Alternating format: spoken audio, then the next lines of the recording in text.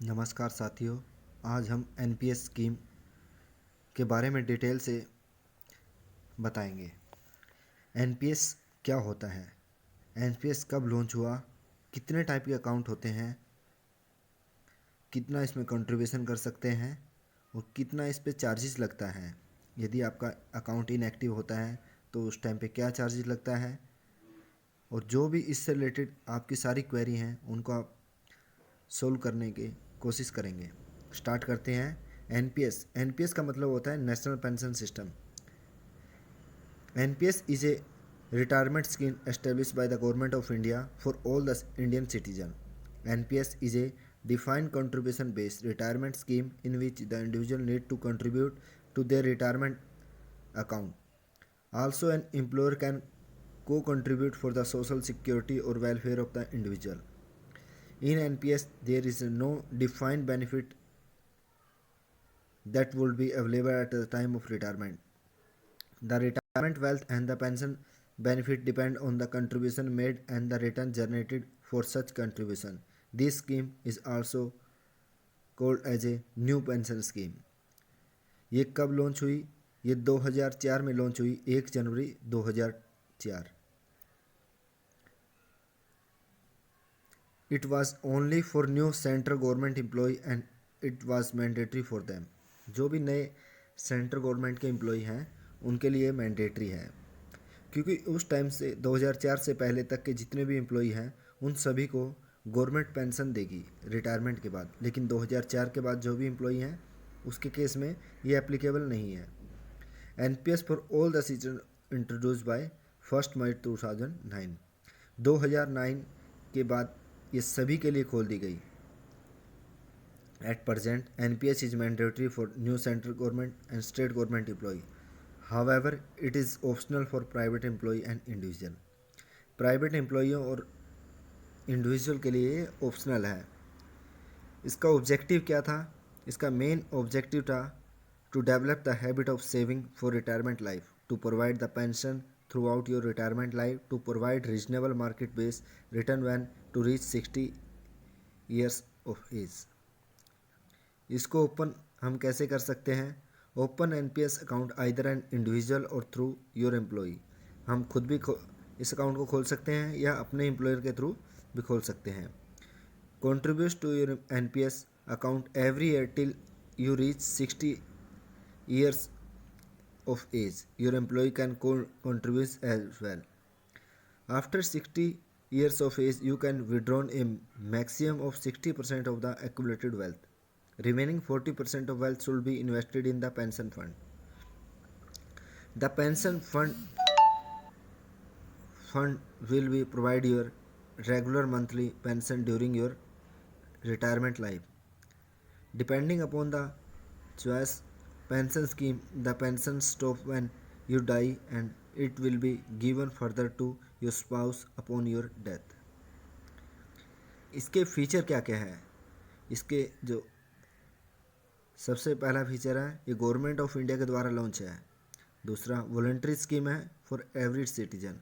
Flexibility is choice different investment option end fund manager. अलग अलग हम फंड मैनेजर इसमें यूज़ कर सकते हैं, जैसे आईसीआईसीआई, एचडीएफसी और SBI, UTI etcetera. NPS account is portable across location, job and different sector.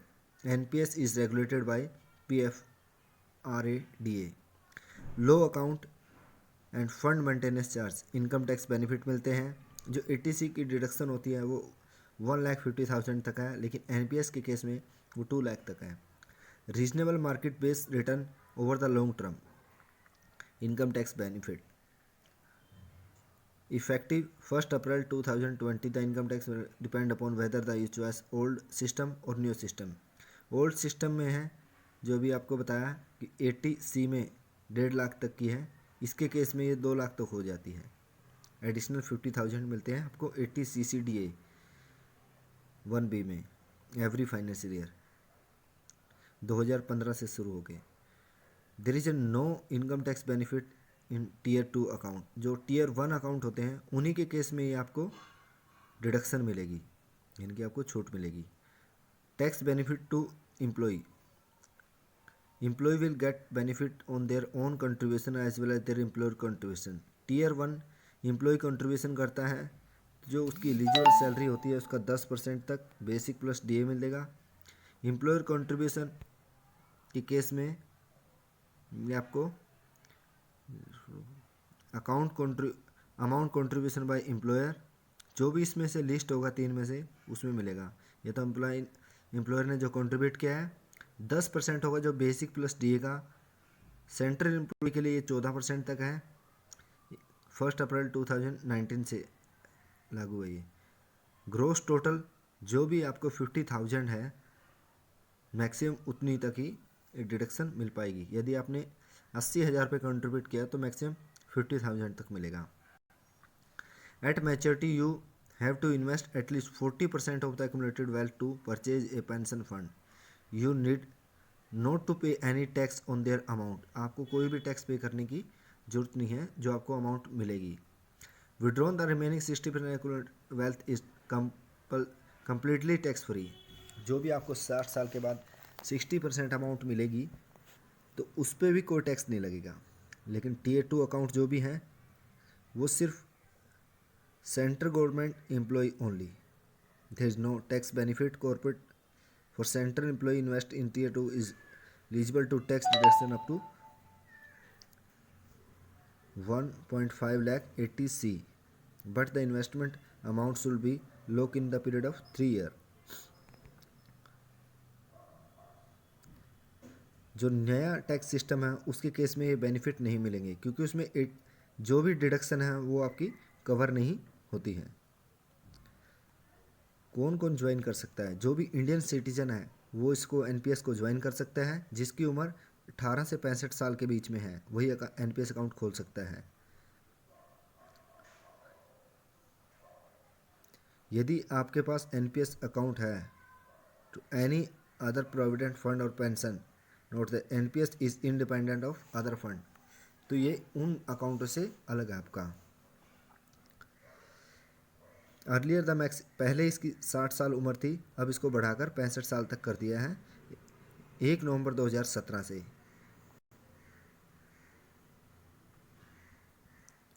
Then you can deposit 70 year. अगर आप 60 साल के बाद इसको ज्वाइन करते हैं तो आप इसमें 70 साल तक इसमें डिपॉजिट कर सकते हैं। एनआरआई इस अकाउंट को नहीं खोल सकता। What do you open NPS? NPS almost all bank यानी कि बहुत पब्लिक प्राइवेट सेक्टर में इनरोल किया हुआ है। Survival other financial institute provide NPS. इसके अलावा भी कुछ एक फाइनेंशियल इंस्टीट्यूट है जहाँ पे आप इस अकाउंट को खोल पाएंगे। NPS is distributed through authorised entity called Point of Purchase (POP). POP is the first point of contact for individual with the NPS system. Almost all banks, both public and private sector, enroll to be act as point of purchase to open NPS. The authorized branch of POPs are known as Point of Purchase Service Provider (POPSP). You need to be open NPS through the POPSP. They will assign you in opening the account and provide further detail about NPS. Document need to be open. The following document need to be submitted to the POP for opening of NPS. Filed subscriber registration form, proof of identity, proof of address, age or date of birth proof. What is a PRN? PRN stand for Permanent Retirement Account Number. When you open NPS, you will issued a PRN card and it was a 12-digit unique number. This card is generated one time and you can use it throughout your life. Even if you move from one place to another place or transfer NPS account from one POP to another POP, you can also use same PRN number. Type of NPS account: there is a two type, tier 1 account and tier 2. The detail about the each account as below. Tier 1 account, it is a compulsory account when you have to join NPS. This is the account that get created for you. It is a non-withdrawable retirement account. You can withdraw from tier 1 account only when you reach 60 years of age. When you meet exist condition, it was income tax benefit. Tier 2 is optional account. You can You have to be a tier 1 account to open tier 2 account. It is withdrawable account and you will free to withdraw any amount from this account whenever you wish. No income tax benefit for this account. NPS accounts provide the following probability feature. NPS account withdrawn operated from anywhere in India irrespective of your employer and location. You can shift it from one sector to another sector, for example private to government and vice versa. You can shift from one POPS to another POPS and one PPOSP to another PPOSC. You can shift from employer to self-employed and vice versa. You can contribute to NPS from any of the PPOs and PPOSP irrespective of whether you have to register with them or not. ये क्या था, NPS की portability बताता है इसमें मतलब आप इसको कहीं भी जाते हैं तो यही आपका PRN नंबर रहेगा। इससे आप कहीं पे भी स्विच कर सकते हैं, गवर्नमेंट से प्राइवेट पे, प्राइवेट से गवर्नमेंट पे, एक PPOS टू अनदर, एक PPOS to another PPS। Can I have 2 NPS? कोई भी पर्सन 2 NPS अकाउंट नहीं खोल सकता, सिर्फ एक ही NPS अकाउंट खोल सकता है। कंट्रीब्यूशन लिमिट, इसमें जो कंट्रीब्यूशन की लिमिट है वो 9 अगस्त 2016 ऑनवर्ड है। Minimum contribution at time of account opening 500, minimum account per contribution is 500, minimum total contribution in financial year is 1000, before August 2016 it was 6000. There is no maximum limit on contribution. Minimum contribution at the time of account opening 1000. There is no minimum amount as per contribution. कोई minimum contribution की इसमें amount नहीं है। 2016 से पहले ये 250 रुपये थी इसमें। There will no minimum total contribution in a financial year, before August it was 2000। There is no maximum limit contribution. जो ट्रांजैक्शन चार्जेस है वो टाइम टू टाइम चेंज होता रहता है। जो करंटली है to CRA central record keeping agency के पास यदि आपका अकाउंट है तो 50 रुपये NPS ओपनिंग के, 190 रुपये एनुअल मेंटेनेंस कॉस्ट, 4 रुपये every transaction like contribution, address change and nominee update. POPS point of presence 250 रुपये NPS ओपनिंग के लिए, 20 रुपये या 0.25% ऑफ कंट्रीब्यूशन। इसमें जो भी हाई होगा वो आपका एवरी कंट्रीब्यूशन एक चार्ज किया जाएगा। 20 rupees for any transaction other than contribution, for example updating nominee etcetera. Inactive account, यदि इनएक्टिव अकाउंट है तो उस केस में 100 रुपीज़ पर ईयर इसमें पेनल्टी लगती है, जो अगस्त 2016 में अनाउंसमेंट की गई थी government. Who can regulate NPS? NPS को जो रेगुलेट करता है उसका नाम है PFRDA, regulated. PFR stand for pension fund regulatory and development authority. Who manage fund in NPS? NPS के अकाउंट कौन कौन मैनेज करता है उनके नाम: ICCI prudential, LIC pension, Kotak Mahindra pension, Reliance capital, SBI pension, UTI retirement solution, LIC pension fund, HDFC pension and DSP black rock pension fund manager. This is a ongoing process and the list they may grow in future। जो current में list है वो ये है, future में change भी हो सकती है। डिफ़ॉल्ट PFC, यदि आपने कोई भी इनमें से ऊपर वाले में से कोई नहीं सिलेक्ट किया तो डिफ़ॉल्ट आपको SBI पेंशन फंड में डाल दिया जाएगा। Where does NPS invest your money? NPS जो मनी है उसको आप 3 टाइप से इन्वेस्ट कर सकते हैं: assets class E, assets class C, assets class G। Assets class E में क्या होता है? Investment in equity market instrument, it is called classify as high return high risk. Assets class C, invest in fix income securities class, medium return medium risk. Assets class C, invest in government security like government of India, like bond of state government bond, it's called a low return low risk। fund management option, जो NPS offer 2 fund management option to scrap, active choice and auto choice। Active choice में क्या होता है, आप automatically आप इसको change कर सकते हैं। ऑटो चॉइस में होता है जो अपने आप कंसिडर किया जाता है एज टू एज। जो एक्टिव चॉइस है वो मैक्सिमम 50% ओनली अलाउ। जो इक्विटी वाली क्लास है उसमें आपको मैक्सिमम 50% अलाउ हुआ है। क्लास सी और क्लास ई में आपको 100% अलाउ है। This is a default of NPS if subscriber does not choice an active choice. Fund switching option, NPS subscriber has the fund option to change the pension fund manager. NPS subscriber has to option to change investment choice auto or active choice only once in a financial year. NPS subscriber has the option to change investment in assets class ECG based on age and future income requirement. Different investment option for tier 1 and tier 2. You can select different PFMC pension fund manager investment option tier 1 and tier 2 account. How to calculate return, इसके return कैसे calculate कर सकते हैं ये depend करता है कि आपने equity, government security and fix income इसमें से कौन सा मेथड सेलेक्ट किया है, उसके बेस पे ही आप एनपीएस कैलकुलेट कर सकते हैं। What happen at the retirement और मैच्योरिटी, रिटायरमेंट एज या जो एनपीएस स्कीम है वो 60 साल तक है।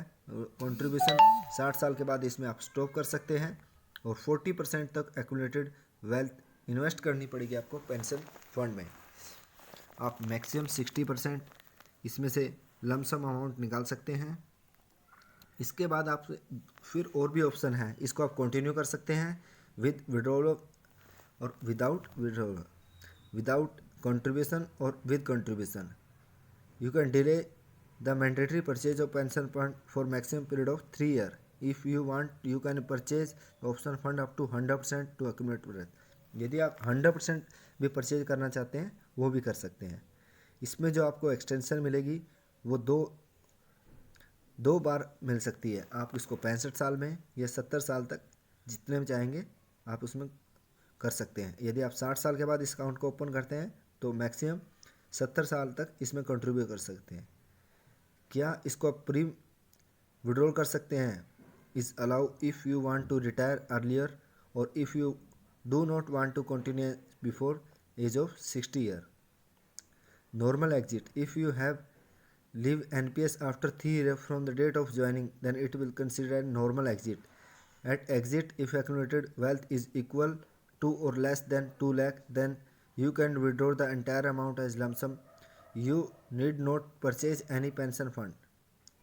At the exit, if your accumulated wealth is more than 2 lakh, then you should invest at least 40% of accumulated wealth to pension fund and you can withdraw remaining 60%. Pre mature exit, यदि आप 3 साल से पहले इसमें से exit करते हैं और आपका जो सम है वो 1 लाख से कम है तो आप एंटायर इसको निकाल सकते हैं। अदरवाइज़ आपको 80% इसमें इन्वेस्ट करना पड़ेगा और रिमेनिंग 20% आप इसमें से निकाल सकते हैं। पार्सल विड्रॉल, जो पार्सल विड्रॉल होता है टियर 1 अकाउंट के केस में अलाउ होता है।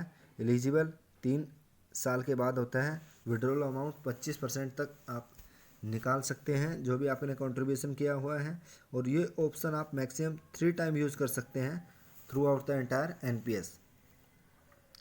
Purpose, you can withdrawal for the following purpose: higher education of children, marriage of childrens, purchase और contribution of residential house for hospital treatment etcetera, cancer, kidney, major organ transplant, coma, total blindness, paralysis या इस type की कोई भी बीमारी होती है उस केस में आप इसको विड्रॉल कर सकते हैं, पार्सल विड्रॉल।